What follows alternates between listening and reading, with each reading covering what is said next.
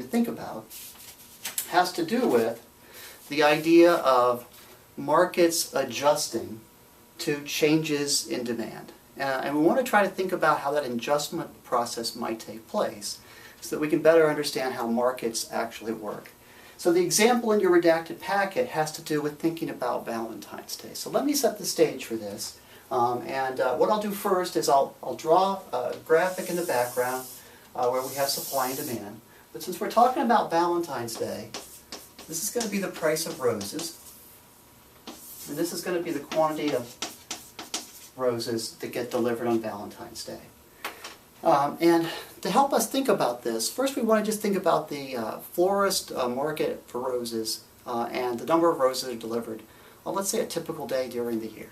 If it's April 3rd or it's September 17th, these are normal days and people get roses delivered all the time, right? So it could be that's a special occasion, an anniversary. It could be that you want to make up. It could just be that you really like someone and want to deliver some roses to them. So demand itself on most days is pretty predictable. That's what we want to kind of think about here. And it turns out if we were thinking of this as the price of delivery for a dozen roses, so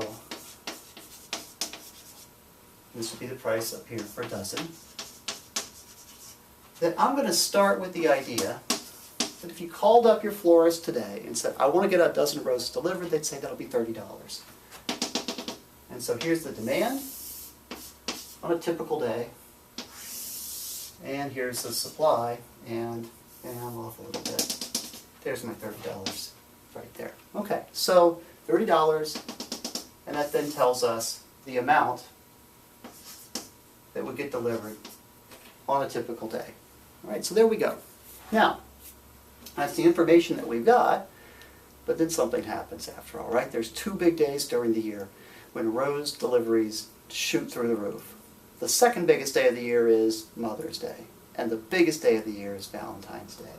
So what I'm asking you to think about before I show it is I'm asking you to think whether we would want to shift the supply curve or the demand curve in order to illustrate what happens on Valentine's Day. So think about that for a moment. It's Valentine's Day. What's happening? What's the first thing your brain tells you about the price of roses on Valentine's Day? Does the price of getting roses delivered on Valentine's Day rise or fall? Yeah, they rise. Okay. It turns out there's 2 ways we could get an increase in the price of roses. Now, ask yourself the following question. All right? So am I going to get an increase in the price of roses because florists don't have as many roses? Right? Or am I going to get an increase in the price of roses because people want more roses delivered on Valentine's Day? I'm hoping that you're thinking it's a demand side feature. Yeah, let's do it. Okay, so here we go. If demand suddenly increases on Valentine's Day, then we get a shift in the demand curve, which is kind of like a temporary change in preferences. And we move to E2. And you call up the florist and you say, I want to get a dozen roses delivered on Valentine's Day. And the call on the other end, the person says, oh, it'll be $60.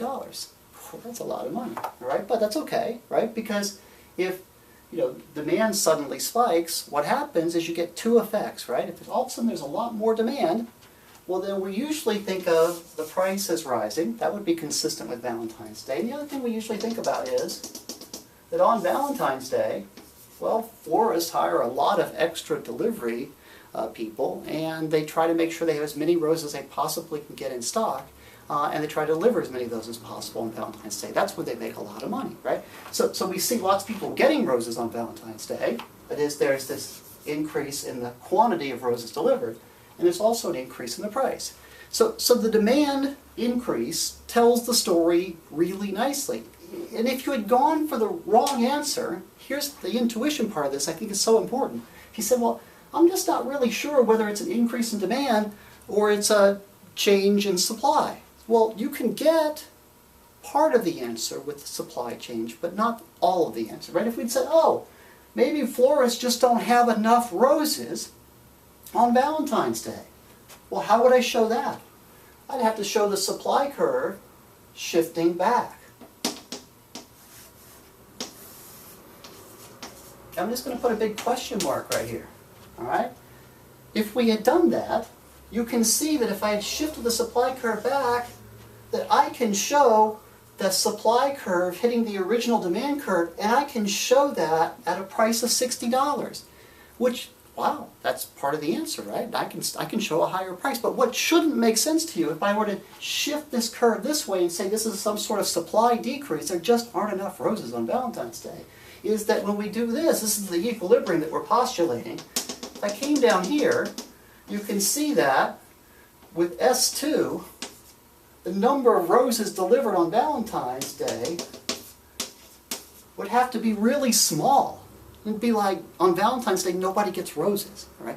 Which doesn't confirm our intuition for how the day actually works. So your brain should say, I can try all these different things, right? I can shift demand or I can shift supply, but then this can't be right, all right? So this doesn't make any sense, and this doesn't make any sense. And of course, the only thing that makes any sense here is to actually think of this as being the demand curve shifts out and the price rises, right? So I'm gonna get rid of all that because I think that could just kind of clutter things up, all right? So I just got rid of it, which is easy for me to do, right? But we just went through the logic of that.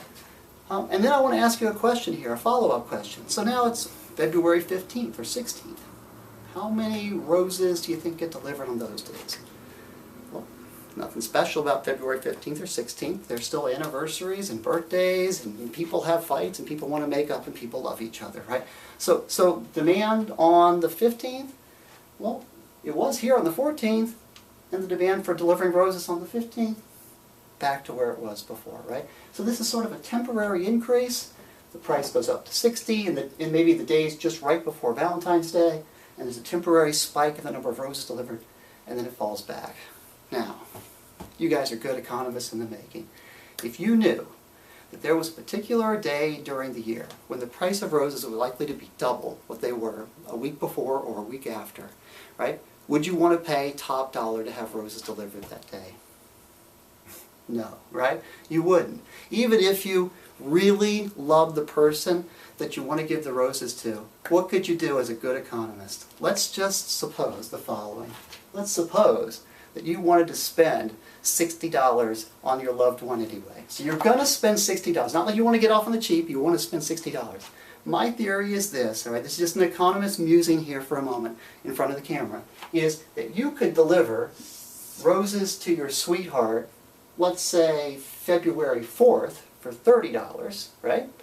And then avoid Valentine's Day, right? And then come back maybe 10 days after Valentine's Day, February 24th, and spend the other $30, and you'll have delivered roses to your sweetheart twice, right? Whereas the person that actually spends the $60 on Valentine's Day only gets 1 dozen roses delivered.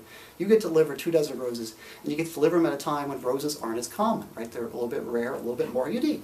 So again, just musing here, good economists recognize that this would be peak pricing. If this is ordinary pricing, we want to try to take advantage of the best possible price. So that's hopefully a way that you can kind of keep all this together. Now, what we're going to do, and I'm going to go ahead and erase this. You notice that I'm done with all of this good stuff on the board, but you're not quite yet done, right? Because if you've looked at the redacted notes packet, you know there's still 2 things there that I haven't quite covered yet, all right? What we need to do, and